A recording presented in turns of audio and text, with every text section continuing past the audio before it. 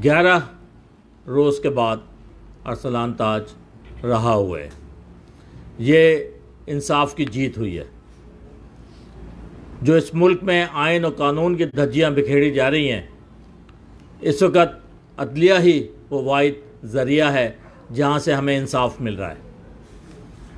पिछले कई माह से जो पाकिस्तान में सूरत हाल है, चाहे वो बनी गाला हो या आजकल ज़मान पाक, कई महीनों से हमारा वर्कर दिन और रात अपने चेयरमैन, अपने लीडर की हिफाजत कर रहा है।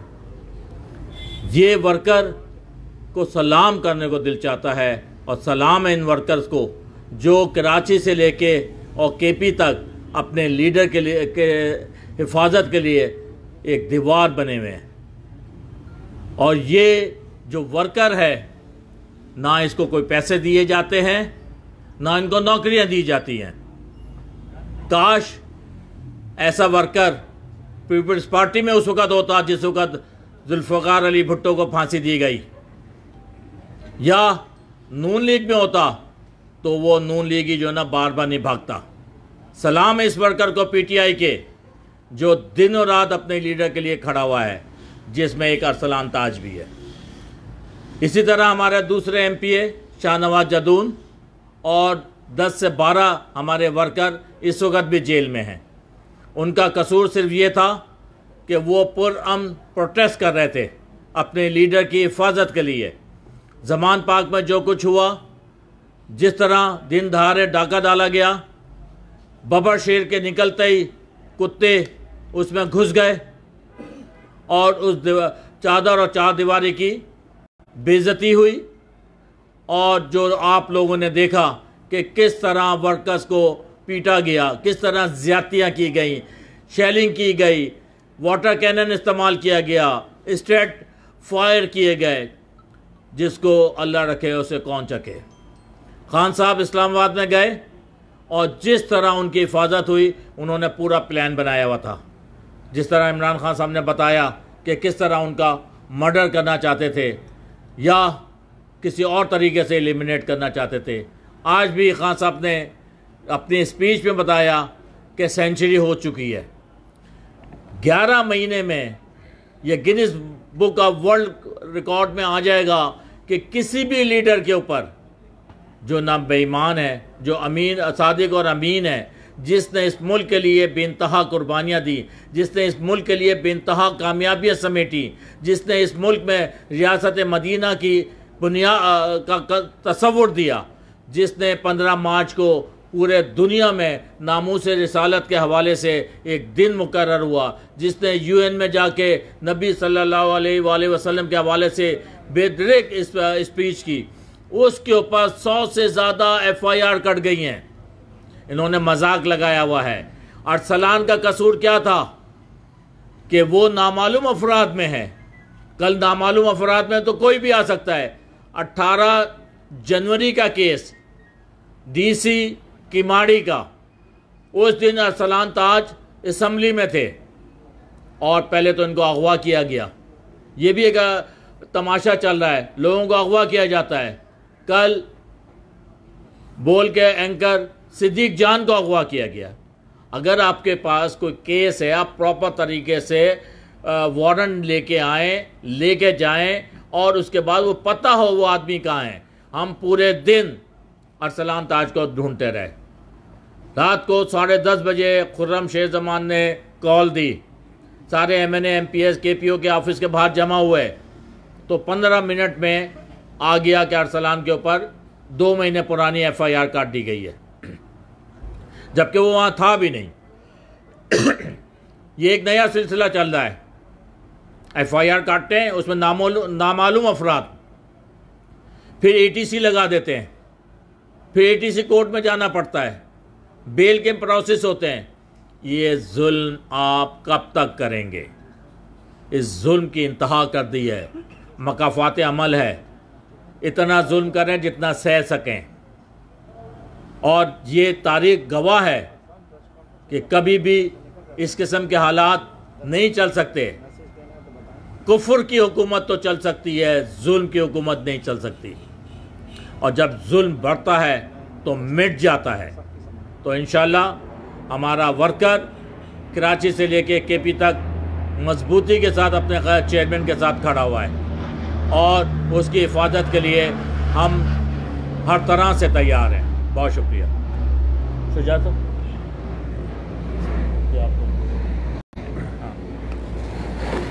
एडवोकेट शुजात साहब जिन्होंने ये पूरा केस लड़ा है, हमारे ILF को रिप्रेजेंट करते हैं। औज़ुबिल्लाहि मिनश्शैतानिर्रजीम, बिस्मिल्लाहिर्रहमानिर्रहीम। जिस तरह आफ्ताब भाई ने आपसे ज़िक्र किया, अरसलान को एक ऐसे FIR में घर से अगवा किया था 12 तारीख़ को कि जिस FIR में अरसलान का नाम नहीं था। उससे पहले हमारे शहाब साहब ने वहाँ चीफ सेक्रेटरी को एप्लीकेशन दी और हमने इतवार का दिन था, डिप्टी मजिस्ट्रेट के पास जब एप्लीकेशन दी तो रिपोर्ट कॉल हुई और उस रिपोर्ट कॉल के बाद जिस तरह आफ्ताब भाई ने कहा कि जब MNAs और MPs KPO के पास जमा हो गए तो उसकी अरेस्ट शो की उस FIR में जिसमें उसका नाम नहीं था, उस FIR में जो 18 जनवरी की FIR थी। तो उसके बाद एक और FIR में जो कि एक प्रोटेस्ट हो रहा था ख़वातीन का महंगाई के ख़िलाफ़, उसमें क्या किया उन लोगों ने? सिर्फ ये किया कि जो प्राइस हाइकिंग हो रही है, ये जो महंगाई हो रही है, इसके ख़िलाफ़ वो पुरअमन एहतजाज ख़वातीन कर रही थी और चूँकि हमारे रिप्रेजेंटेटिव है वहाँ पे खड़े हुए और उन्होंने उनके साथ स्पीच की महंगाई के ख़िलाफ़। तो जो FIR काटी उसमें जो सेक्शन लगाएं, आज हमने कोर्ट में जब जज के सामने उसकी बहस की तो उस पर सेक्शन जो लगाए थे 120B, 124A, 153A, 506, 504 और बटे 34। इसमें अरसलान के साथ हमारे एक और MP राजा अजहर को भी नॉमिनेट किया था। जज साहब ने सरकारी वकील और सरकार से पूछा कि इसमें 780A कहाँ बनता है, इसमें बगावत कहाँ बनती है।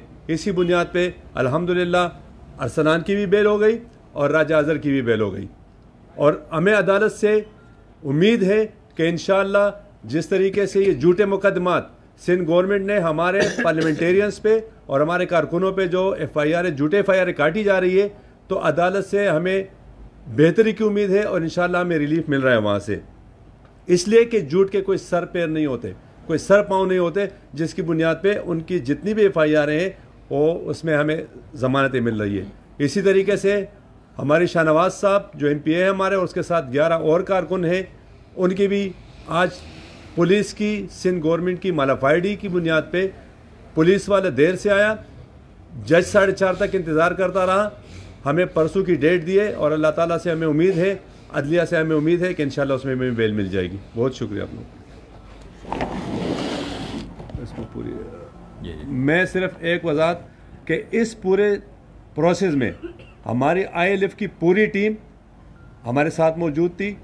बहुत सारे लोग हैं, बहुत सारे हमारे साथी हैं जो इसमें हमारे साथ भरपूर ताउन किया, उस सब का भी मैं शुक्रगुजार हूँ आपके तवज्जुह से।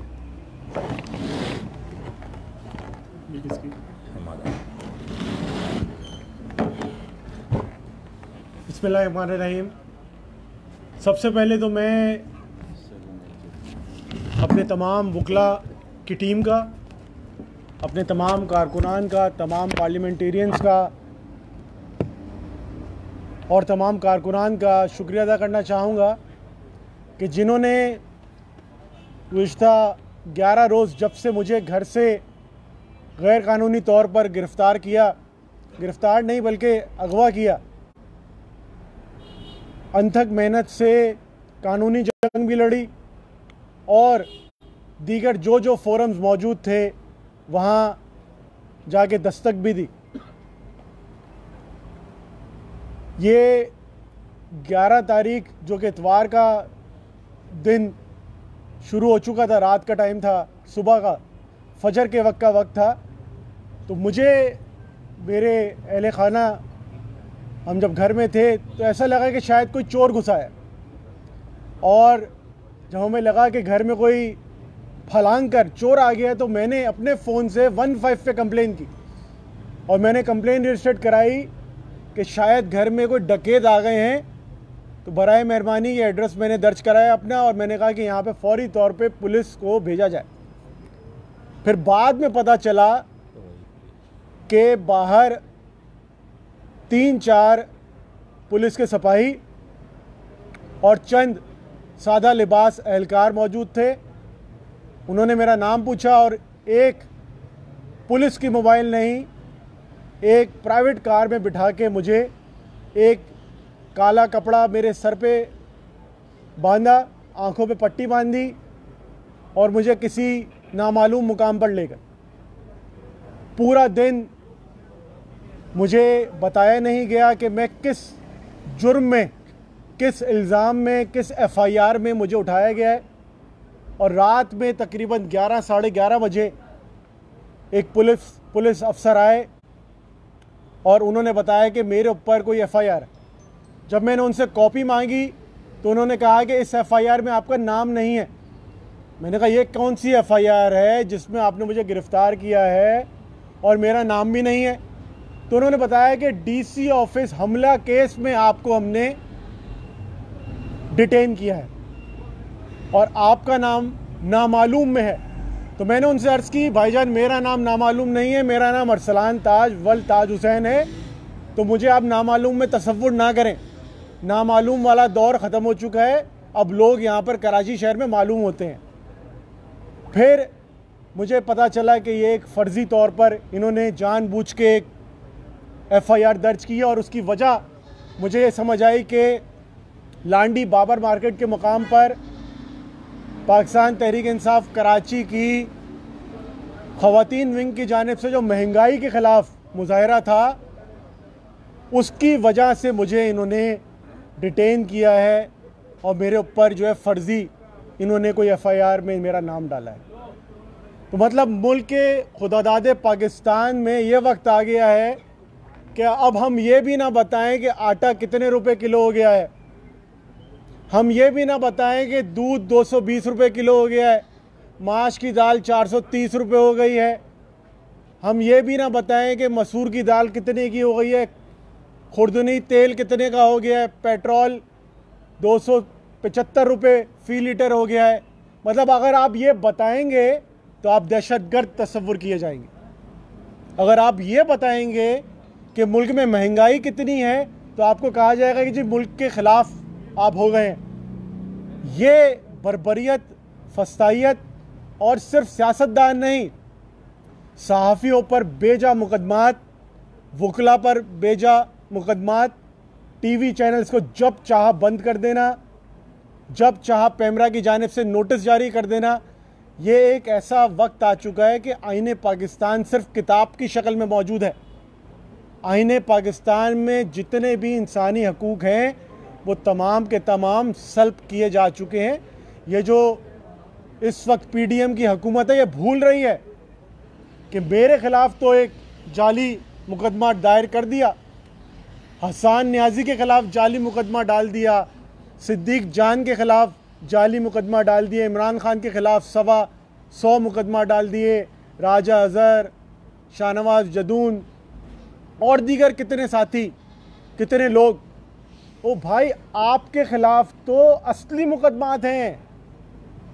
राना सनाउल्लाह साहब आज अब जॉइंट सेशन से बात कर रहे थे, खिताब कर रहे थे जैसे कोई बहुत ही शरीफुल नफ्स, कोई बहुत ही आला मर्तबे का शख्स बात कर रहा था। आप वो मॉडल टाउन साहनिया के कातिल शख्स हैं। आपके ऊपर तो कत्ल के मुकदमात हैं बाकायदा। मैं कोई कब्ज़ा माफिया नहीं, मैं कोई अगवा बराए तावान का मुलजिम नहीं, मैं किसी कत्ल में, दहशतगर्दी में नहीं। मेरे पास तो गैर लाइसेंस शुदा असला छोड़े, लाइसेंस वाला असला भी नहीं है। मैं किसी कोई मंशियात फरोशी में नहीं, कोई रैंसम के अमाउंट में नहीं। आप तो इन सब में मुलव्विस हैं।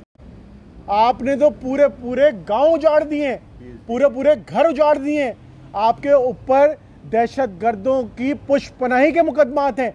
अब हमें अलमिया ही हो गया इस मुल्क का कि पीपल्स पार्टी और नून लीग बताएगी कि मुहिब वतन कौन है। शाबाश है ऐसे निज़ाम को। मतलब कि अब ये लोग बताएंगे कि मुहिब वतन कौन है। आपको सिर्फ इतना सा अर्ज है, बाकी आपकी कहानी बहुत लंबी है। आपको सिर्फ इतना सा अर्ज है कि ये दौर एक जैसा नहीं रहता। आप आज चंद महीनों की जिस हुकूमत में हैं, आपको भी पता है कि अगली हुकूमत आपकी नहीं है। जब भी आप इलेक्शन से भाग रहे हैं, मुकदमात कायम कर रहे हैं, और इस वक्त जो अदालतों के ख़िलाफ़ आप लोग बकवास कर रहे हैं, ये भी इस बात का नतीजा है कि आपको पता है कि आने वाले दिनों में आपने अपने असली बनाए हुए, जो यहाँ तो पीपल्स पार्टी ने नून लीग पे बनाया मुकदमात, यहाँ पीपल्स पार्टी ने नून लीग पे या नून लीग ने पीपल्स पार्टी पे मुकदमात बनाए, एक दूसरे के मुकदमात में बनाए गए मुकदमात में आप लोग अंदर जाने वाले हैं।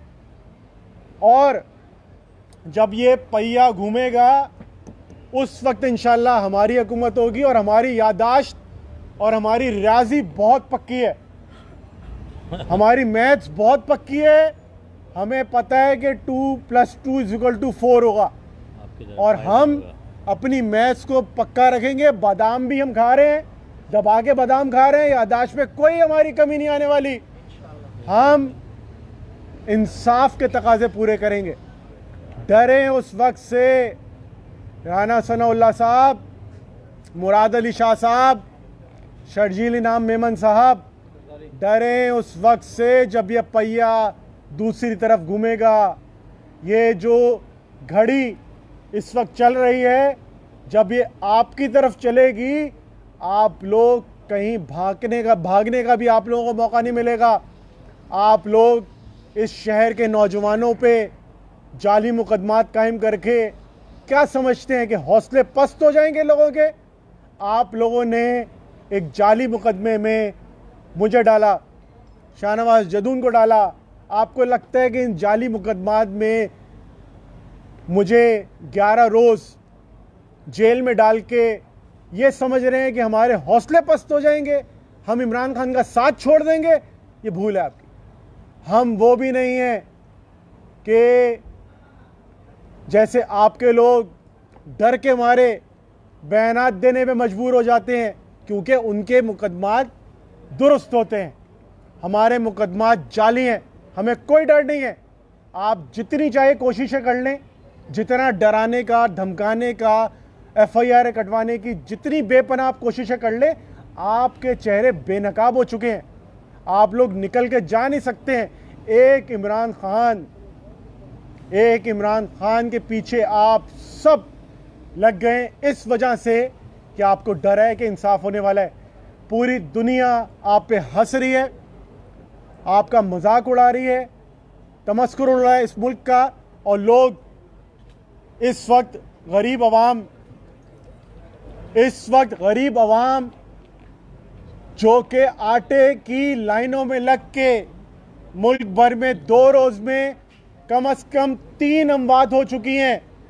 किस लिए? आटे की बोरी की लाइन में लगने के चक्कर में खुदकुशियां कर रहे हैं लोग। और आप इस चक्कर में कि किसी तरह महंगाई से, मुल्क की बदतरीन मईशत से किसी तरह आवाम की तवज्जो हटाएं, मुकदमात कायम कर रहे हैं। आपको लग रहा है लोग इतने मासूम हैं, लोगों को पता नहीं है लोग आप क्या कर रहे हैं। आवाम को सब पता है।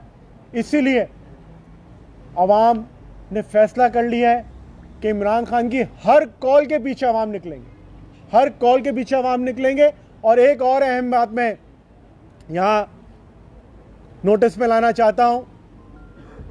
चाहे मैं 3 रोज़ पुलिस कस्टडी में रहा, या फिर 7 से 8 रोज़ जुडिशल कस्टडी में सेंट्रल जेल में रहा, एक बार भी मुझे अपने वकीलों से मिलने की इजाज़त नहीं दी गई।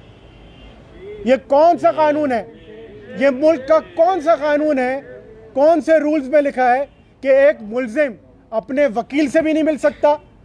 मुझे जानबूझ के इन्होंने जेल इंतज़ामिया को, पुलिस अफसरान को जानबूझ के हिदायत दी गई थी कि ना मैं अपनी फैमिली से मिल सकूं, ना मैं अपने वकला से मिल सकूं। और ये एक सिटिंग MP है जिसका स्पीकर सिंध असेंबली साहब आगा सिराज दुरानी साहब, आप तो मज़े से सब जेल के मज़े ले रहे हैं। आपके ऊपर तो चोरी के मुकदमात हैं, कोई फर्जी मुकदमात नहीं है। आप 2 साल से सब जेल में हैं। आपने मेरे प्रोटेक्शन ऑर्डर जारी नहीं किए। पूरी दुनिया को पता था कि मेरे ऊपर एफआईआर दर्ज की गई है और आप असेंबली में कह रहे थे कि आपको मालूम नहीं है। आपको नहीं मालूम था? जब आपको मालूम हुआ आपने प्रोटेक्शन ऑर्डर जारी नहीं किए, आपने कानून की खिलाफ वर्जी की। जो मुकदमा किमाड़ी का मेरे ऊपर डाला गया 18 जनवरी का, उस रोज तमाम रिकॉर्ड निकाले जा सकते हैं। जिस वक्त ये वाकया पेश आया मैं सिंध असेंबली के अहाते में मौजूद था। सिंध असेंबली में जब कोई शख्स जाता है उसकी गाड़ी का नंबर नोट होता है। मैं गाड़ी खुद चला के जा रहा था, मेरा वहां पे प्रॉपर इंदराज किया गया। कैमरे में मेरी फुटेज है, मैं किस वक्त गाड़ी में अंदर गया, किस वक्त बाहर आया। मैं मगरिब के बाद या मगरिब के आसपास किसी वक्त बाहर आया और मैं दोपहर में 3 या 2 के दरमियान जो है वो मैं सिंध असेंबली के अहाते में दाखिल हुआ। मैं अंदर गया, कमेटी रूम के में गया, वहाँ कैमरे लगे हुए हैं। वहाँ पर साबिक गवर्नर, ऑपोजिशन लीडर, हमारे चंद MPAs जिनमें खुर्रम शेर जमान भी मौजूद थे, सेनेटर आजम स्वाति उस वक्त तशरीफ़ लेके आए थे। ये कोई ऐसा नहीं था, सबको मालूम था, मीडिया वहाँ मौजूद था, तमाम दस्तावेजात, तमाम शवाहिद मौजूद हैं। लेकिन मुझ पर एक ऐसा भोंडा इन्होंने पर्चा डाला कि जिसकी कोई मिसाल नहीं मिलती। और स्पीकर सिंध असेंबली ये कहते हैं कि उन्होंने रिपोर्ट तलब की है। मेरे भाई, आपका भी दौर आएगा, आपकी भी रिपोर्टें कई महीने इंशाल्लाह रुकी जाएंगी। आपकी भी हो सकता है मुस्तकबिल करीब में ये वक्त आए कि आपके भी प्रोटेक्शन ऑर्डर जारी ना हो। तो ये वक्त किसी का नहीं है, चोरों चक्कों का तो वक्त अभी चल रहा है, लेकिन जब हमारा वक्त आएगा तो कानून के हिसाब से हम चलेंगे। मुझे जिस मुकदमे में बंद किया उसके मुद्दई पीपल्स पार्टी के कारकुन हैं। तो ये एक ऐसा मुकदमा जो अपने तौर पे ही सियासी मुकदमा, 170 के नामालूम अफराद में मैं हूं। फिर वो बयान देते हैं कि जी मैं अरसलान ताज को शक्ल से, नाम से जानता हूं। तो भाई जब शक्ल से जानते हो तो मुझे नामालूम में क्यों डाला था? मेरा नाम तो FIR में बतौर मेरे नाम से दर्ज हो जाता। तो ये इस तरह के भोंडे मुकदमात, इस तरह की घटिया हरकतें। और जब मुझे जेल ले जाया गया, वहाँ पर सिंध के जेल मैन्यूल के हिसाब से जो सिंध में मुल्जिम पे, अंडर ट्रायल प्रिजनर पे जो रूल्स अप्लाई होते हैं उसके हिसाब से मुझे B क्लास अलॉट होनी चाहिए थी। जानबूझ के इन्होंने जराइम पेशा अफराद के दरमियान तकरीबन 200 जराइम पेशा, जिनमें रेपिस्ट, कातिल, दहशतगर्द, मंशियात फरोश, अगवा तवान के मुल्जिम, जो पक्के मुल्जिम हैं, मतलब जिनको सज़ा हो चुकी है, उनके दरमियान मुझे रखा गया। शायद ये सोच के कि शायद हम घबरा जाएंगे, शायद हमारे हौसले पस्त हो जाएंगे, हम इनको कहेंगे कि हमने कहाँ रख लिया। हम अल्लाह की ज़ात पर बिलीव करने वाले लोग हैं। ये वक्त आता रहता है, जो भी मामलात है, हमें पता है हम सियासी कारकुन हैं, हम कोई आपकी तरह के लाए गए बिठाए गए लोग नहीं हैं। हमने तवील अरसा इस सियासत में गुजारा है, स्टूडेंट पॉलिटिक्स से लेके आज तक का एक तवील दौर गुजारा है।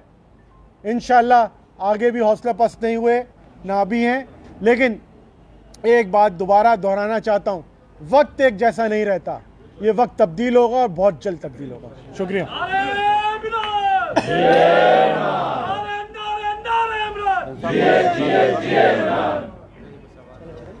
ठीक है जी, बहुत शुक्रिया।